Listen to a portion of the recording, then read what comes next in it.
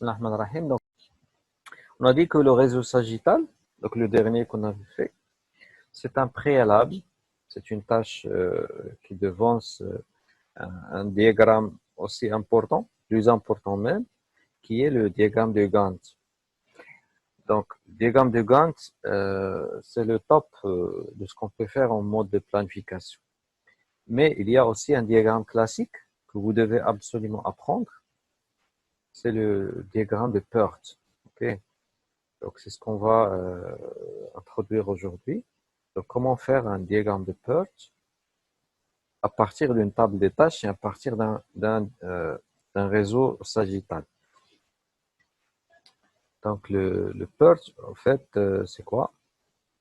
Je vais lancer une petite présentation. Peart. Alors, ça s'appelle comme ça, Peart. Peart, c'est pas, ça n'a rien à voir avec perdre. Non. Peart, c'est en anglais, ce sont des initiales de programme, evolution and review technique. Donc, ça veut dire comment faire une planification ou une programmation en évoluant et en réajustant techniquement un projet. Donc, on va étudier ça à travers un exercice qu'on va faire ensemble, donc un cas pratique. Donc, supposons que vous arrivez à voir ce que je suis en train de présenter. Alors, supposons que... Oui, d'accord, très très bien. Qu'on a devant nous une table des tâches, par exemple cette table-là. Et on veut que cette table prend l'air d'un diagramme, d'un schéma, d'un dessin. Donc, on a appris à faire ça avec le réseau sagittal. D'accord? Je pense que tout le monde a appris comment faire un réseau sagittal à partir d'une table des tâches. Donc, la durée, les prédécesseurs, et tu fais des liaisons. Alors, aujourd'hui, ce qu'on va faire... un problème de connexion. Avec qui? Qui a le problème de connexion, Soukaina? Soukaina, je vous entends très bien. Donc, je continue. Alors, on veut qu'à la fin, donc on a déjà fait le réseau sagittal, donc ça ressemble à ça. Mais nous, ce qu'on veut faire, c'est qu'on veut atteindre à faire quelque chose qui ressemble à ça. C'est-à-dire, c'est comme le réseau sagittal, mais avec des informations à l'intérieur. Donc, ces informations, elles sont très importantes. Elles sont très importantes pour la personne qui va suivre le projet. Alors, ces informations, donc ça paraît un peu compliqué, mais je vais les expliquer en détail. Alors, normalement, chaque tâche doit avoir au moins 8 informations de base. Donc, la plus simple, c'est le nom de la tâche, le code que vous allez donner à votre tâche, par exemple A. Donc, le A, c'est le nom de la tâche, on le met ici. OK? Et la deuxième information, c'est la durée de la tâche. Par exemple, A, elle a comme durée 4 jours. Alors, on doit faire A, et au centre, au milieu du carré, on va faire 4. Alors, ce que vous voyez là, ces cellules, on va les appliquer pour chaque tâche. Ça veut dire, par exemple, pour la tâche A, ici, on doit découper cette cellule en 9. Même chose pour le B, on va découper en 9 cellules. Et à l'intérieur de chaque tâche, on va mentionner ces informations-là. Par exemple, la tâche A, on va faire 4. La tâche B, on va faire 3. Donc, tâche A, je vais mettre dans le petit coin ici A. Et au milieu, je vais faire 4. La tâche B, je vais mettre le B ici. Et au milieu, je vais mettre 3, etc. Okay. Donc, ça, c'est la première chose. Alors, les autres informations qu'on a ici, elles doivent normalement être calculées suivant des formules spécifiques. D'accord? Donc, on a notre table des tâches, on a notre réseau sagittal, d'accord? Donc, on va le redessiner, le réseau sagittal, pour qu'il devienne comme ça. Donc, chaque tâche, on va être placé ici, Et au milieu, vous mettez sa durée. Donc, comme ce que j'ai expliqué tout à l'heure, vous mettez le nom de la tâche et la durée au milieu.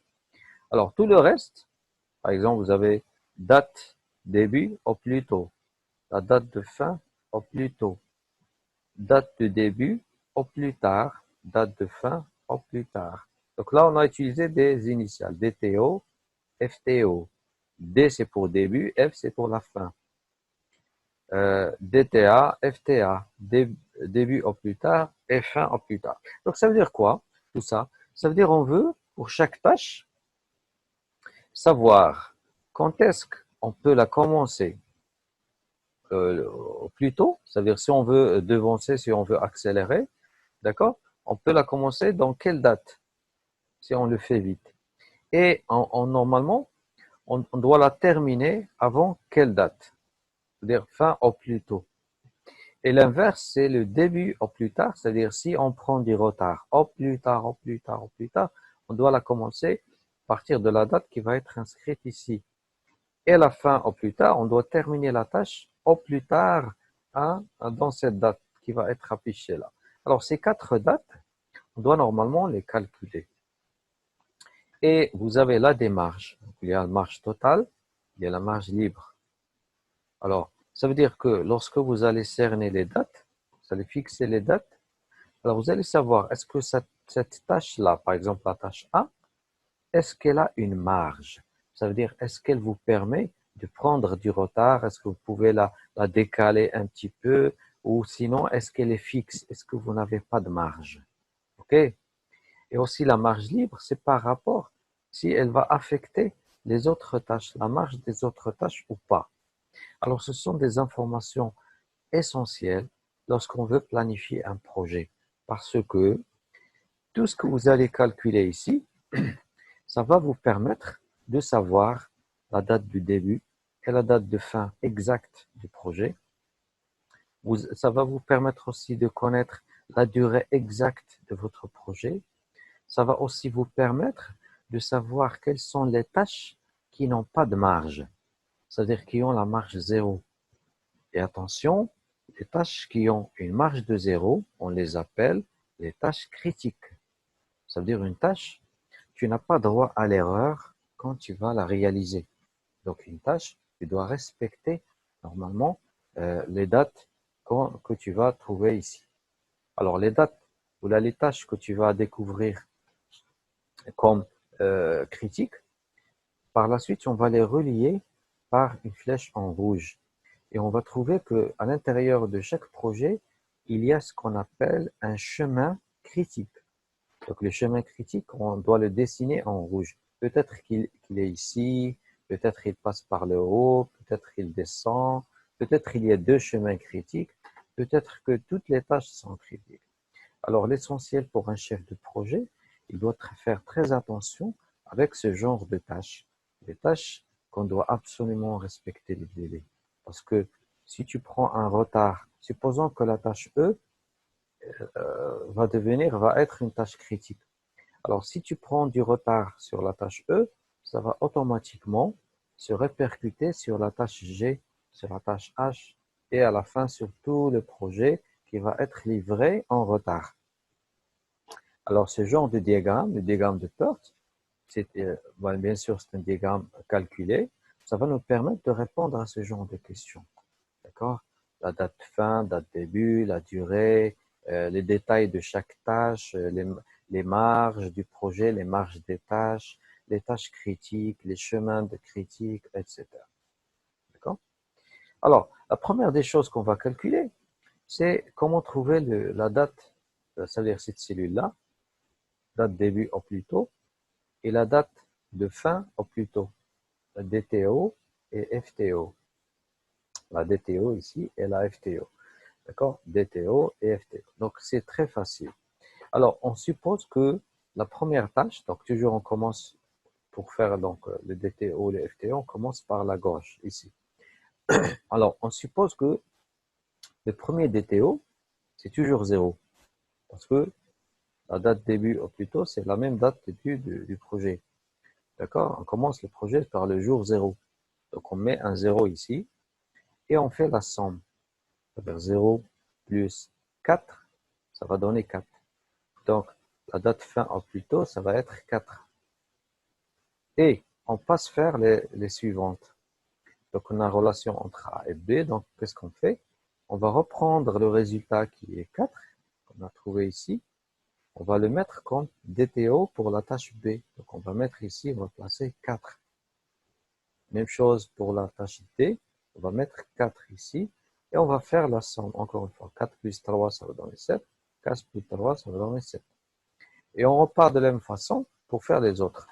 À l'exception que, par exemple, ici, la tâche G, elle a deux relations. Laquelle on va prendre? D'accord? Donc, on a dit que ici, 4 plus 3, ça va être 7. 7 plus 3, ça va donner 10. Donc, on a 10. Alors, ici, c'est 4 plus 3, 7. 7 plus 4, ça va donner 11.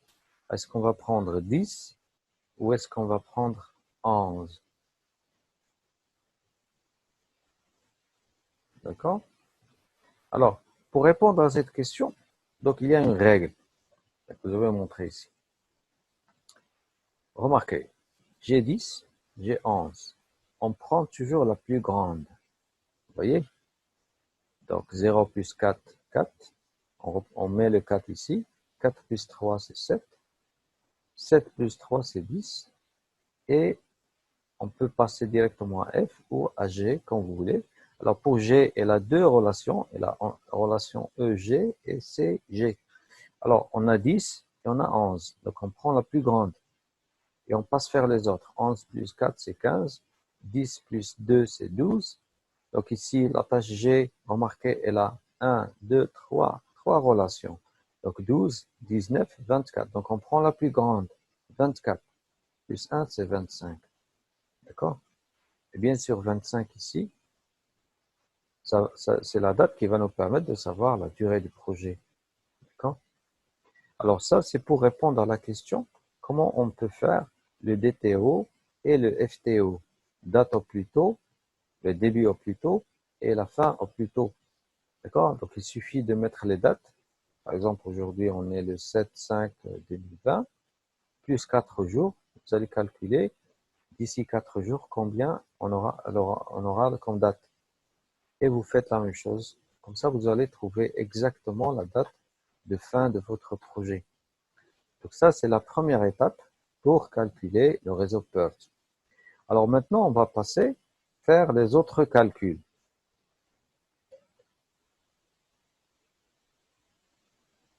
Ok, donc pour les autres calculs, on va faire le FTA et le DTA. Alors FTA, DTA, rappelez-vous, c'est ce qui est en bas et en haut. Donc la fin au plus tard, le début au plus tard. Donc tout à l'heure, on a fait au plus tôt, au plus tôt. Maintenant, au plus tard. Au plus tard, c'est vertical. D'accord? Alors pour faire ça, normalement, on doit commencer par la gauche, par la droite cette fois. Pour faire les DTO et les FTO, on commence par la gauche. Pour faire les FTA et les DTA, on commence par la droite. D'accord? Donc maintenant, on va faire l'inverse. Lorsqu'on va faire l'inverse, c'est souvent, on va déduire un naqis, des morceaux. Et au lieu de prendre le plus grand, comme ce qu'on a fait, on doit prendre le plus petit. Ok? C'est ce qu'on va voir. Remarquez, on a trouvé 25. Automatiquement, 25, on va la mettre comme FTA. On va la placer ici, 25. On va la placer ici, 25, 25. On va faire 25 moins 1, moins la durée. Ça va donner 24. Ok, donc on a trouvé la FTA et le DTA. La fin au plus tard et le début au plus tard. Alors, on a trouvé 25 dans la tâche J. D'accord? Maintenant, on doit calculer cette cellule-là, la cellule qui est en bas. Et cette cellule s'appelle FTA, la fin au plus tard de la tâche. Ça veut dire qu'elle doit terminer au plus tard à la date qu'on doit retrouver ici. Alors, comme ce qu'on a fait au départ, donc on a supposé 0 comme DTO, la première tâche. Maintenant, on va prendre la plus grande date qu'on a trouvée, qui est 25. On va la placer ici, comme FTA. dans la dernière tâche. Et on va faire la déduction. Donc 25 moins 1, la durée, on va trouver 24 ici. Donc c'est ce qu'on a, c'est ce que je vous ai montré ici. Donc on va supposer que le dernier FTA égale au dernier FTO. D'accord? Et on va faire 25 moins 1, c'est 24. Maintenant, comment peut-on faire la même chose pour les autres tâches? Alors là, on doit prendre le 24 qu'on a calculé et doit le placer comme FTA pour les tâches, bien sûr, précédentes. Mais attention, donc on a fait 24, 24, mais on n'a pas mis ici 24. Pourquoi? Parce que la tâche H, elle a deux relations. J'ai dit, lorsqu'on fait le sens inverse, on prend le plus petit. C'est pas comme tout à l'heure, on faisait de la gauche vers la droite, on prenait le plus grand. Par exemple ici, 10, 11, on a pris 11. Là, 24, 19, on a pris 19. Donc 24, on va le recopier ici, 24 moins 5, ça va donner 19. Et dans la tâche F, 24 moins 2, ça va donner 22. Par contre, la tâche H, on va prendre le plus petit, 19. Est-ce qu'on va prendre 19 ou 24? Donc on prend 19. Donc 19 moins 4, ça va donner 15. Et on continue comme ça jusqu'au début du projet. Donc 15 moins 4, 11. 24 moins 2, 22. Donc là, on a 22, 11. Donc on prend le plus petit. Donc 11 moins 3, c'est 8. Donc 11 moins 4, c'est 7. 8 moins 3, c'est 5. 7 moins 3, c'est 4. Alors remarquez ici, on a 5, 4. On prend le plus petit, 4. 4 moins 4, c'est 0. D'accord? On revient à la case de départ. Alors, le premier calcul, on a fait le DTO et le FTO. On a fait de la gauche vers la droite. Le deuxième calcul, on a fait le FTA et le DTA. Et on a fait de la droite vers la gauche. La différence entre les deux. Alors, j'aimerais bien que vous notiez les formules. Par exemple, vous dites que pour le dernier FTA, c'est toujours égal au dernier FTO. Le DTA de chaque tâche DTA égale FTA moins la durée. D'accord? Ça, c'est pour DTA, FTA. Et toujours, bon, ça, c'est pour la dernière tâche. Donc, toujours, on reprend le dernier DTA, le plus petit, et on le place comme FTA de la tâche en cours. D'accord? Donc, cet exercice-là, vous devez normalement le pratiquer. Je sais qu'il y a pas mal de calculs. Pour ne pas mémoriser, vous devez normalement noter les formules. Alors, je peux vous expliquer textuellement de quoi il s'agit. Alors, pour la FTA, la DTA, ça veut dire la FTA et le DTA. Remarquez, nous prendrons comme hypothèse que la date au plus tôt de fin de projet, c'est-à-dire celle-ci, 25, est égale à la date au plus tard. D'accord? Donc, on suppose qu'elles sont égales, toujours dans la tâche de fin. Puis, nous calculerons les dates au plus tard en partant de droite vers la gauche et en respectant les règles suivantes. La date de fin au plus tard d'une tâche, c'est-à-dire par exemple 24, ici,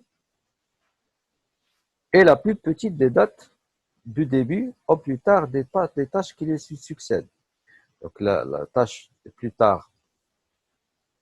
D'accord? Par exemple, ici, qu'est-ce que je vais mettre? Je vais mettre la tâche la plus petite des tâches au plus tard qui la succèdent. Donc, par exemple, la tâche F, elle n'a une seule et unique tâche qui succède à la tâche F.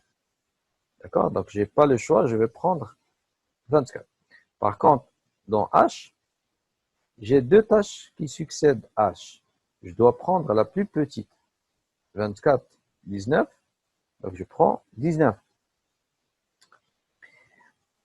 La date du début au plus tard est ensuite obtenue en retranchant. Donc, donc cette date-là qui est ici, 22, en retranchant la durée de la tâche et sa date de fin au plus tard. Ça veut dire que vous faites 24 moins 2 et vous obtenez, bien sûr, la date début au plus tard. Et on fait la même chose. Donc ça, ce sont les règles pour trouver la FTA et la DTA. Rappelez-vous, FTA et DTA, elles sont en vertical. Elles sont là, DTA et FTA. Par contre, DTO et FTO, elles sont à l'horizontale. Alors maintenant, il nous reste à calculer la marge totale. Alors la marge totale, c'est très facile de faire la marge totale. Alors, nous allons calculer la marge totale de chaque tâche avec la formule. Marge totale, c'est la FTA moins la FTO. Donc FTA, FTO, rappelez-vous, FTA moins la FTO. Vous faites ça moins ça va donner la marge totale. Par exemple, 8 moins 7, hein, 25 moins 25, 19 moins 19. Donc vous pouvez trouver ça rapidement. Remarquez, 8 moins 7, 1. 4 moins 4, 0. 7 moins 7, 0. 11 moins 11, 0. Il y a aussi une technique. Soit vous faites ça ou vous faites DTA moins DTO. Donc DTA moins DTO, ça veut dire ces deux-là. C'est-à-dire soit vous faites la soustraction entre ces deux valeurs ou ces deux valeurs. Ça va donner le même résultat. Remarquez, 11 moins 10, c'est 1. 7, la différence entre 7 et 8, c'est toujours 1. Différence entre 10 et 22, c'est 12. 22, 12, c'est 12. 19, 19, 15, 15, 0. Donc là, donc ça aussi, c'est un outil de vérification. Si vous ne trouvez pas la même valeur entre ces deux-là et ces deux-là, ça veut dire que vous avez une erreur quelque part. D'accord? Donc pour contrôler est-ce que le calcul est bon, vous devez trouver le même écart qui est ici. D'accord? Vous devez trouver toujours le même. Et à partir de là, rappelez-vous, tout à l'heure, j'ai parlé du chemin critique et des tâches critiques. Alors, ces deux-là, maintenant, si on a trouvé la marge totale, toutes les tâches qui ont comme marge 0 sont des tâches critiques. Toutes les tâches qui ont un 0 ici dans le coin sont des tâches critiques qu'on doit signaler en rouge. C'est-à-dire que vous devez entourer ces tâches avec du rouge, un stylo rouge ou un crayon rouge. Et vous devez faire les flèches qui relient ces tâches critiques en rouge aussi, jusqu'à la fin. C'est pour signaler et montrer le chemin critique du projet. Ça veut dire que toutes ces tâches-là, on n'a pas droit à l'erreur, on n'a pas droit au retard. On doit respecter ces tâches parce qu'ils n'ont pas de marge. Okay? On n'a pas le choix, on doit les faire à temps. Par contre, remarquez, 1, 1, 12. Ces tâches-là, elles nous permettent un retard. C'est-à-dire, je peux le recaler d'une journée ici, une journée. Là, je peux retarder cette tâche jusqu'à 12 journées, sans problème. Ça ne va pas affecter le projet. Ça, j'ai le droit à une journée de retard. Là, j'ai pas le droit. D'accord? Et ça, c'est très, très important dans un projet. Le chef de projet doit toujours faire attention avec les tâches qui sont en rouge. Parce que sinon, il aura de graves problèmes dans la gestion de son projet et face, bien sûr, à ses clients. Alors, maintenant, qu'est-ce qui reste? Maintenant, il nous reste à calculer la marge libre. La marge libre, c'est le petit coin qui reste ici. Okay? Alors, la marge libre, normalement, pour la trouver, lisez ici. Nous allons terminer la réalisation du curve par le calcul de la marge libre de chaque tâche. La marge libre étant égale à la différence entre la plus petite des DTO. DTO, rappelez-vous, la DTO, elle est là. La DTO, c'est tout ce qui est ici. Alors, la différence entre la plus petite des DTO des tâches suivantes, par exemple, supposons que je suis là, A, c'est-à-dire DTO des tâches suivantes, c'est 4 et 4. D'accord? Donc, c'est la différence entre la plus petite des DTO et la FTO de la tâche considérée. Donc, la FTO de la tâche considérée, la FTO, c'est ce qu'on a ici. La FTO, c'est 4. Ça veut dire 4, 4, 4, 4. Donc, 4 moins 4, c'est 0. 4 moins 4, c'est 0. Si on a deux relations, par exemple, une tâche qui a deux relations. Par exemple, ici, on a 24, 19. Avec la tâche H. La tâche H, elle a deux relations. La première et la deuxième. Donc 24, 19. Donc on ne va pas prendre 24, on va prendre la plus petite, 19. Donc 19 moins 19, c'est 0. OK? 15 moins 15, c'est 0. 11 moins 11, c'est 0. 7 moins 7, c'est 0. 4 moins 4, c'est 0. Par contre, ici, 24 moins 12, c'est 12. 10 moins 10, c'est 0. 7 moins 7, c'est 0. Et comme ça, on aura complété, bien sûr, le réseau là. Alors, la marge libre, n'est pas tellement importante comme la marge totale. La marge totale, elle est plus importante que la marge libre. La marge libre, c'est par rapport à l'impact que les autres tâches vont avoir. D'accord? Est-ce qu'il y aura un impact sur les autres ou pas? Alors, donc pour cette leçon, on a vu les principes de planification d'un réseau PERT. On a dit que PERT, c'est un diagramme qui a été inventé par les militaires cette fois. Donc, c'est un programme, hein, c'est une planification qui permet d'évaluer, et qui permet de revoir, review, ça veut dire les projets. Surtout les militaires, ils avaient des projets colossaux en matière de lancement de missiles. C'est-à-dire lorsqu'ils voulaient lancer un missile, une fusée, donc il y avait des milliers de tâches à faire. C'était très compliqué de gérer ce genre de projet. Donc il fallait trouver un outil de planification graphique pour simplifier le suivi et la gestion et la planification des projets militaires. Donc, ils ont inventé cette technique-là, donc la technique de PERT, d'accord? Donc, à partir d'un réseau sagittal, on découpe les cellules, d'accord? Et bien sûr, on respecte les conventions et on commence à faire nos calculs jusqu'à arriver à la fin à trouver le réseau PERT. Alors, ce que vous avez là, le petit coin qui est en bas, c'est le quart type de la durée. D'accord? Ça ne nous intéresse pas pour le moment. Peut-être on va le voir un peu plus loin. Alors, dans notre gestion de projet, vous devez normalement accentuer sur ce que je vous ai expliqué. Donc, à plus D'accord, tard. monsieur. À plus tard, Inch'Allah. À plus tard. Au revoir. D'accord, monsieur. Au revoir. Au revoir, monsieur. Au revoir.